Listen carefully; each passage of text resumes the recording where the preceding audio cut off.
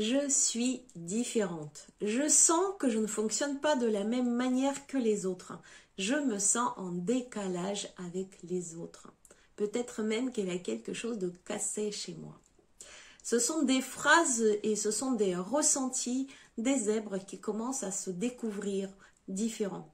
Un ressenti extrêmement puissant qu'elle garde depuis la petite enfance parfois et qui devient de plus en plus flagrant quand on grandit. Et dans cette courte vidéo, j'ai envie de te partager avec beaucoup d'humour et beaucoup de tendresse les petites bizarreries des zèbres. Mon objectif dans cette vidéo, c'est que tu te rends compte que tu n'es pas réellement différente, qu'on est plusieurs, qu'on est nombreux de fonctionner de cette manière et que c'est ok. Mon objectif, c'est de t'aider à déculpabiliser d'être comme ça. Et puis sache aussi que sur cette chaîne, abonne-toi maintenant, il y a énormément de vidéos que je partage pour t'aider à fonctionner de cette manière et d'être bien avec toi, de réaliser de belles choses tout en étant différente. Et c'est ok. Et la première chose que j'ai envie de te partager, c'est de lire plusieurs livres en même temps sans forcément les terminer. Moi, pour ma part, je dois en avoir 6 ou 7 dans la pile en ce moment que je lis en parallèle. D'ailleurs, j'ai énormément du coup de marque-pages, tout un tas de souvenirs qui peuvent me servir de marque-pages. C'est une particularité qui peut peut-être te faire sentir bizarre parce que tu te dis, mais je commence plein de livres et je ne termine jamais les livres. Et en fait, il y a une explication. Évidemment que ton cerveau, ta pensée en arborescence, te lance sur différentes pensées, sur différentes idées et toutes sont importantes. Et donc du coup tu commences à investiguer, à explorer chacune des idées qui te passionnent sur le moment. Tu achètes des livres, tu les commences et puis ta pensée passe à autre chose. Tu passes d'un projet à un autre et forcément, ça ne te donne pas envie de finir tes livres. Et c'est ok. Il arrive très régulièrement qu'on revient de nouveau sur les anciens livres et là, avec un autre regard et parfois même, on les finit. Et même si tu ne les finis pas, est-ce que c'est vraiment grave? L'essentiel, c'est que tu y trouves ton compte, que tu nourrisses ton mental, tes pensées, tes idées et ton intuition. Le deuxième truc marrant, quand on parle des zèbres, c'est la multitude de carnets. Je pense que tu vas te reconnaître. D'ailleurs, sache que j'ai édité un carnet exprès pour les zèbres. Il est sur Amazon et il s'appelle Ose zébrer comme mon livre. Parce que les zèbres ont vraiment cette peur de perdre leurs idées. Les idées sont multiples. Les sujets sont multiples. Parfois, les zèbres ont des carnets par sujet ou ils classent d'une manière ou d'une autre et parfois pas du tout. Et parfois, ils passent de coq à l'âne et un carnet, il sert d'abord pour une chose et après pour une autre. Mais en tout cas, cette envie de noter, ne pas perdre ses idées est à la source de ces multiples carnets. Parfois, les carnets servent aussi pour noter la liste des tâches et des projets. Et là, il y a quelque chose qui est très culpabilisant pour les zèbres. Il y a plein de notes, et parfois on oublie même où on les a notées, plein d'idées, et on ne réalise qu'une petite partie. Et c'est comme pour les livres. Est-ce qu'il y a besoin réellement de tout réaliser? Si déjà c'est noté, on peut éventuellement y revenir si vraiment la vie s'y prête, et si la passion continue, et si on passe à autre chose, et ben c'est ok aussi parce que la vie c'est une aventure et on ne sait jamais qu'est-ce qu'il y aura derrière le prochain virage. Le troisième truc rigolo que j'ai envie de te partager, c'est ce besoin de se parler.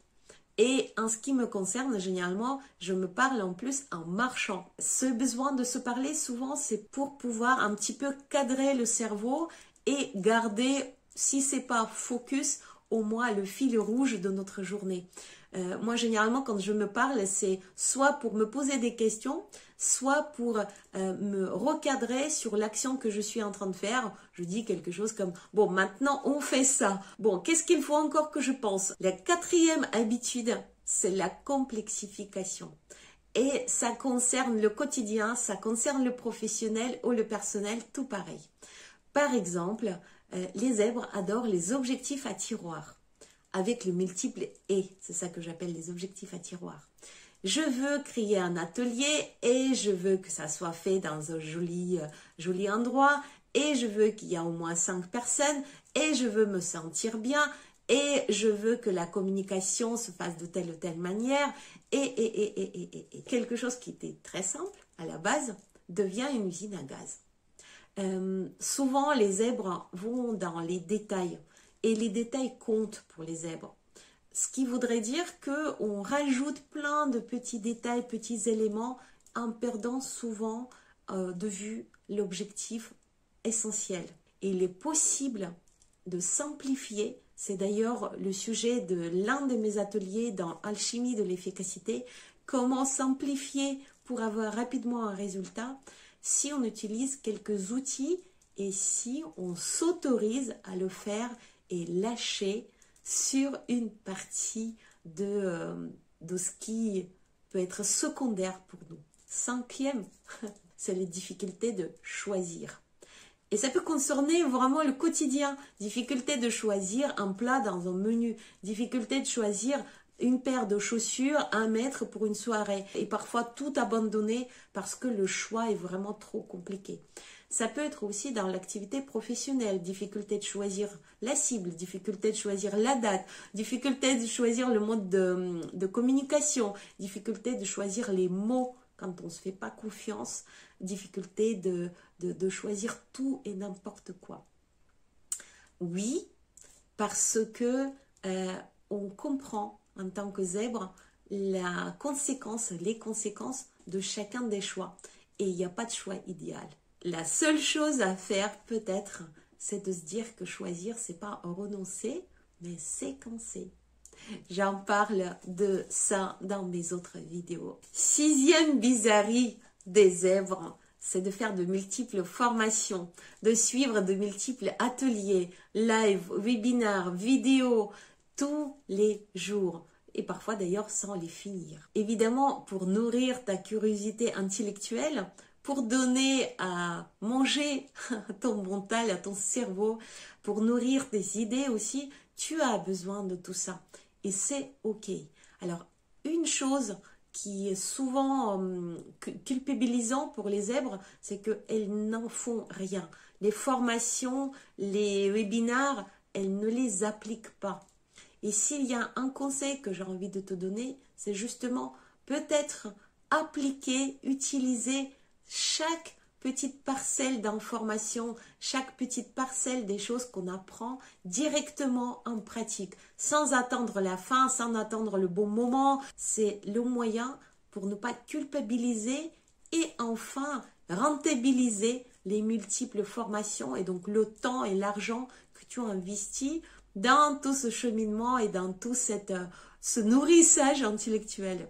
Et enfin, le 7e truc que j'ai envie de te partager dans cette vidéo, quelque chose qui énerve souvent les autres, quelque chose qu'on te reproche beaucoup, c'est de couper la parole. Oui, ça arrive très souvent parce que, encore une fois, tu as peur de perdre tes idées, parce que tes idées arrivent sans prévenir, parce que tu penses qu'elles sont extrêmement intéressantes et utiles.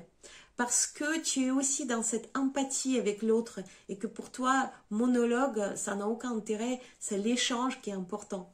Me concernant, j'en parle très souvent à mes interlocuteurs, je le dis, je m'excuse avant, j'explique pourquoi ça m'arrive et je les demande de me recadrer si toutefois ça les gêne, ça les dérange vraiment.